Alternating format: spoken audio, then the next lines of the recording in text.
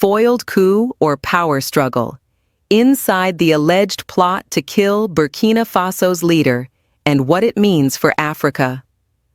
Good evening, Africa. This is BAV Africa Now, Weekly Digest, and I am Amy Callan. Tonight, our focus turns to Burkina Faso, where the military authorities say they have foiled a plot to assassinate the country's leader, Ibrahim Traoré, a revelation that once again exposes the deep fault lines running through the Sahel's fragile political landscape. According to a late-night national broadcast by Burkina Faso's security minister, Mahamadou Sana, intelligence services intercepted what he described as a sophisticated and coordinated operation aimed at killing Captain Traoré and destabilizing key state institutions. The alleged mastermind, the authorities say, is Paul-Henri Damiba, the former military leader ousted in September 2022. The government claims the plot involved both military and civilian collaborators, foreign financing, and a precise operational timeline, down to an alleged plan to strike just after 11 p.m. on January 3rd. Officials say leaked video footage captured the conspirators discussing assassination methods, including explosives at the president's residence and close-range attacks, followed by strikes on senior military officers and civilian figures. Most striking, and most controversial, is the allegation that the operation was funded from neighboring Ivory Coast, with authorities claiming that at least 70 million CFA francs were transferred to support the plot. Abidjan has not responded publicly, and neither has Colonel Damiba, who has been living in exile since his removal from power. This silence has only fueled speculation and regional unease. These claims were first reported by BBC News, with similar accounts carried by Reuters and Al Jazeera, all of which emphasize that the allegations remain unverified and deeply sensitive, given the already strained relations between Burkina Faso's junta and some of its neighbors. Now, let us pause and place this development in context. Since seizing power, Captain Traoré has survived multiple alleged coup attempts while presiding over a country under immense strain. Burkina Faso remains one of the epicenters of jihadist violence in the Sahel, with millions displaced and vast rural areas effectively outside state control, according to UN OCHA and ACLED conflict data. Yet paradoxically, Traoré enjoys visible popular support at home and growing admiration across parts of Africa, especially among young people drawn to his Pan-Africanist rhetoric and sharp criticism of Western military and political influence. This pattern is not unique to Burkina Faso. Across the Sahel and beyond, we are seeing a familiar cycle: military takeovers justified by insecurity, followed by internal power struggles, alleged foreign interference, and increasing repression. In Mali, successive coup attempts and purges within the armed forces have accompanied a hardening authoritarian posture under military rule. In Niger, the post-2023 Coup environment has similarly featured accusations of sabotage, foreign plots, and elite infighting. Even outside the Sahel, from Sudan to Guinea, political transitions dominated by the military have repeatedly collapsed into internal rivalries rather than national stabilization. What makes the Burkina Faso case especially volatile is the regional dimension. Accusations involving Ivory Coast, one of West Africa's more stable economies and a key regional actor, risk inflaming diplomatic tensions within ECOWAS at a time when the bloc is already fractured by the withdrawal or suspension of multiple military-led states. Analysts cited by International Crisis Group warn that such accusations, whether proven or not, harden narratives of siege and external conspiracy, making dialogue and de-escalation far more difficult. At the same time, critics, both domestic and international, continue to accuse Captain Traoré's government of suppressing dissent. Human rights organizations, including Amnesty International and Human Rights Watch, have raised concerns about arbitrary arrests, media restrictions, and the targeting of perceived opponents within the military. The junta dismisses these criticisms as destabilization tactics, arguing that extraordinary measures are necessary in an existential security crisis. So where does this leave Burkina Faso and Africa more broadly? Looking forward, the immediate question is credibility. Will the authorities release verifiable evidence linking Colonel Damiba and alleged foreign backers to the plot? Transparency will matter, not only for domestic legitimacy, but also for preventing a dangerous spiral of retaliation and counter-accusation across borders. Beyond that lies a deeper structural issue: Africa's recurring crisis of power transitions. The continent is once again confronting a harsh reality. When governance failures, insecurity, and elite exclusion converge, military interventions may gain popular approval in the short term, but they rarely resolve the underlying causes of instability. Without inclusive political processes, credible timelines for civilian rule, and regional confidence building, today's foiled coup plot becomes tomorrow's successful one. And as Burkina Faso's junta promises further arrests and ongoing investigations, the region watches closely, because what unfolds in Ouagadougou rarely stays in Ouagadougou. The Sahel's political shocks have a way of cascading outward, reshaping alliances, hardening borders, and redefining Africa's engagement with the wider world. This is Amy Callan, and you are listening to BAV Africa Now, Weekly Digest. And as the investigations continue and more details emerge, the question Africa must confront is not only who plotted against whom, but whether the continent can finally break free from the cycle where power is settled in barracks rather than at the ballot box, especially as new geopolitical realignments, resource competition, and youth-driven political awakening begin to intersect in ways that could either redefine African sovereignty or plunge it into yet another era of prolonged uncertainty. Because even now, beneath the surface of this alleged foiled plot, there are signs that the real struggle is not only about power, but about narrative control, legitimacy, and Africa's unfinished debate over sovereignty and governance. Let us go deeper. In Burkina Faso, the junta's repeated claims of assassination plots and foreign-backed destabilization serve two simultaneous purposes. First, they rally domestic support, especially among citizens who already distrust external actors after years of failed counterterrorism partnerships. Second, they justify tighter internal controls, from arrests within the military to increased media regulation under the banner of national survival. This is a familiar playbook across military-led governments, and history tells us it often intensifies rather than resolves internal fractures. Yet it would be simplistic to dismiss everything as mere political theater. West Africa is currently navigating one of its most fragile moments since the end of the Cold War. The Sahel is militarized, borders are porous, and armed groups exploit weak state presence. Intelligence sharing has deteriorated, especially since the breakdown of cooperation between military-led states and ECOWAS, while rival geopolitical actors compete for influence. In such an environment, plots, real or perceived, thrive, and suspicion becomes the currency of survival. The allegation involving Ivory Coast, in particular, marks a dangerous escalation. Abidjan has traditionally positioned itself as a stabilizing force in West Africa, maintaining close ties with Western partners while avoiding overt military rule. If relations between Ouagadougou and Abidjan continue to deteriorate, it risks creating a fault line between coastal democracies and Sahelian military regimes, a division that could undermine regional trade, migration flows, and collective security mechanisms. We have seen this pattern before. In Mali, accusations of foreign interference preceded diplomatic expulsions and the reorientation of military partnerships.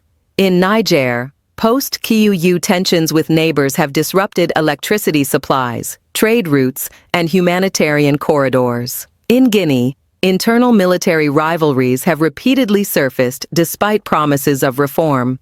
Burkina Faso's current moment fits squarely into this continental trajectory, where military cohesion is fragile and power transitions remain unresolved. Now let us talk about Captain Traoré himself. At 37, he represents a new generation of African strongmen, young, media-savvy, and ideologically fluent in Pan-Africanist language. His criticism of Western dominance resonates deeply with a generation shaped by unemployment, insecurity, and historical grievance.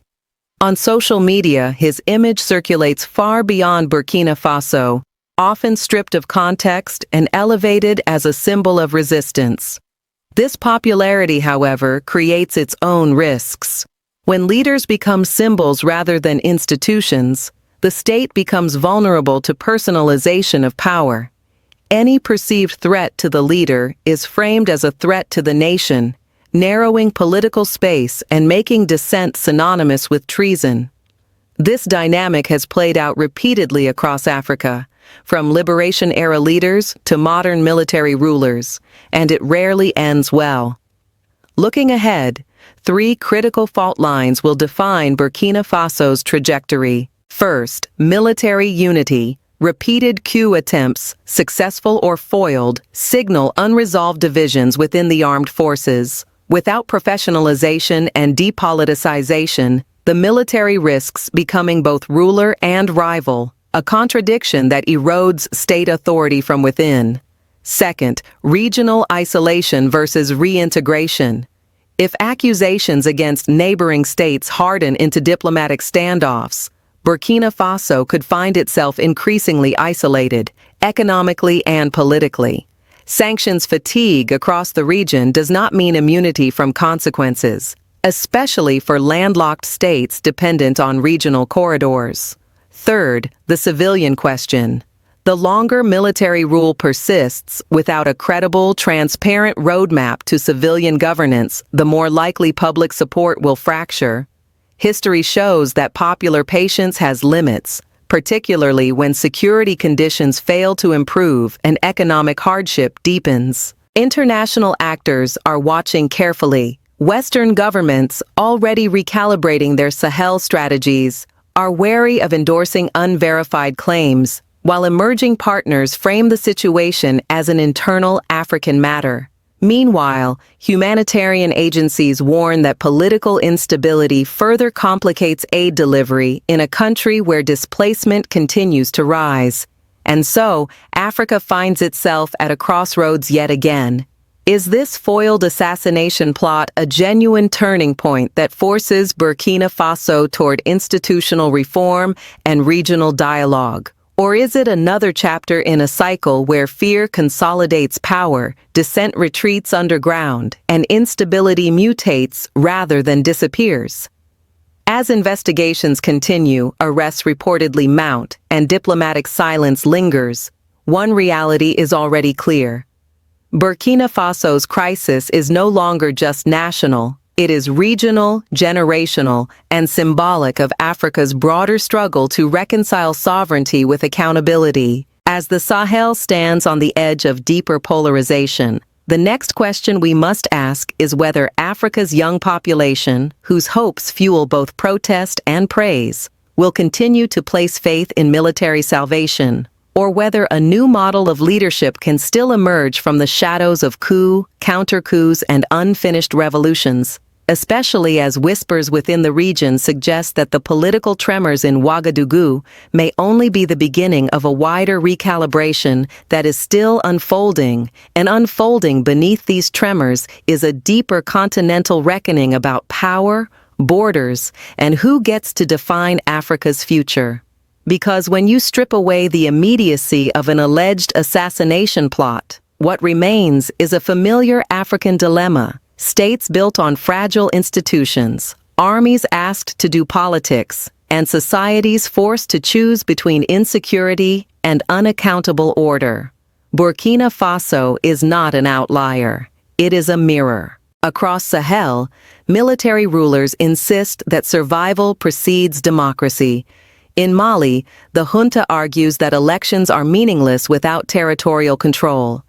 In Niger, the military leadership frames its legitimacy around resisting foreign pressure rather than popular consent. In Guinea, transition timelines stretch and reset as internal military calculations shift. Burkina Faso now sits firmly within this arc, where security crises become permanent justifications for postponed civilian rule. Yet there is a contradiction at the heart of this model. If military rule is justified by the need for stability, repeated coup attempts, successful or foiled, suggest the opposite. They expose unresolved grievances within the barracks, ideological splits among officers, and personal rivalries that national security rhetoric cannot conceal. Each alleged plot chips away at the myth of control, reinforcing the reality that militarized governance often breeds the very instability it claims to cure. And then there is the youth factor. Burkina Faso, like much of Africa, is a young nation demographically. This generation did not experience independence struggles or Cold War alignments. It experiences unemployment, displacement, social media, and global comparison. For many young Africans, Captain Traoré's defiance of Western influence feels like dignity restored. But symbolism does not replace policy, and charisma does not substitute institutions. The danger lies in romanticizing resistance while neglecting results. Jihadist violence continues. Displacement numbers rise. Economic pressure deepens. And as these realities persist, the same young supporters who applaud anti-imperialist rhetoric may eventually demand tangible improvements in villages, jobs in cities, and freedom to question authority without fear. Regionally, the implications are just as serious. Accusations against Ivory Coast, whether substantiated or not, risk normalizing a politics of suspicion. West Africa's strength has historically rested on interdependence, trade corridors from landlocked Sahelian states to coastal ports, labor mobility, and collective security frameworks. If Sahelian military regimes increasingly frame coastal neighbors as hostile or complicit enemies, the region risks sliding into bloc politics, where ideological alignment replaces pragmatic cooperation. This is particularly troubling for ECOWAS, already weakened by internal divisions and the exit or suspension of key members. A fragmented ECOWAS is not merely a bureaucratic failure. It is a strategic vacuum, one that external powers are more than willing to fill. And that brings us to geopolitics. The Sahel has become a theater of global competition. As Western influence recedes in some areas, new partnerships emerge, often framed as respect for sovereignty without conditions. For military rulers under pressure, this is appealing. But Africa's history offers a cautionary lesson. Changing partners does not automatically change outcomes. Without accountability, transparency, and civilian oversight, external alignment, East or West, risks reinforcing elite control rather than popular empowerment. So, what are the forward-looking scenarios? One path leads toward entrenchment, prolonged military rule, periodic purges framed as counter-coup measures, tighter media space, and regional standoffs that harden borders and shrink economies. This path promises stability, but delivers stagnation. Another path, far more difficult, requires transition with credibility, genuine internal military reform, verifiable investigations rather than televised accusations, regional diplomacy grounded in evidence, and a clear time-bound return to civilian governance. This path risks short-term turbulence but offers long-term legitimacy. Burkina Faso stands between these paths right now. As authorities promise justice and continue investigations, as silence from the accused fuels speculation, and as citizens weigh loyalty against fatigue, the country's next moves will reverberate far beyond its borders. Because in today's Africa, every coup, every counterplot, every televised accusation is watched, copied, and learned from elsewhere. This is Amy Callan, and this is BAV Africa Now, Weekly Digest. And as the Sahel's political temperature continues to rise, and as narratives of sovereignty clash with demands for accountability, the unresolved question remains whether Africa can finally build a model of leadership that protects the state without imprisoning the future, especially as new intelligence claims, diplomatic reactions, and internal military dynamics continue to surface in ways that suggest this story is still unfolding, and that the forces shaping Burkina Faso today may soon test the political equilibrium of the entire region in ways we are only beginning to see. And only now do we arrive at the moment where reflection must give way to responsibility. Because beyond Burkina Faso, beyond coups and counterplots, beyond accusations and denials, the real audience of this crisis is the African citizen, and the real test is whether African leadership, military or civilian, has learned anything from the continent's long and painful political cycles. A direct word to African leaders. To Africa's leaders, especially those in uniform, history is watching, even when applause is loud. Power seized in the name of security must ultimately be accountable to the people, not permanently insulated from them. Every foiled coup, every alleged conspiracy, every internal purge is a reminder that authority without legitimacy is fragile, no matter how popular the rhetoric. Pan-Africanism cannot thrive on secrecy, repression, or permanent emergency rule. It thrives on strong institutions, transparent governance, and respect for civilian life. If military leaders truly believe they are transitional custodians, then transitions must be real, measurable, and time-bound. If foreign interference is alleged, evidence must replace insinuation. And if unity is the goal, then fear cannot be the governing tool. Africa does not lack strong men. Africa lacks strong systems. A message to African citizens. To African citizens, especially the youth, admiration must never replace scrutiny. Charisma is not governance, defiance is not development, and resistance rhetoric does not automatically deliver schools, hospitals, jobs, or safety. Supporting sovereignty does not mean surrendering your right to ask questions. Patriotism does not require silence. Demand clarity, demand timelines, demand results.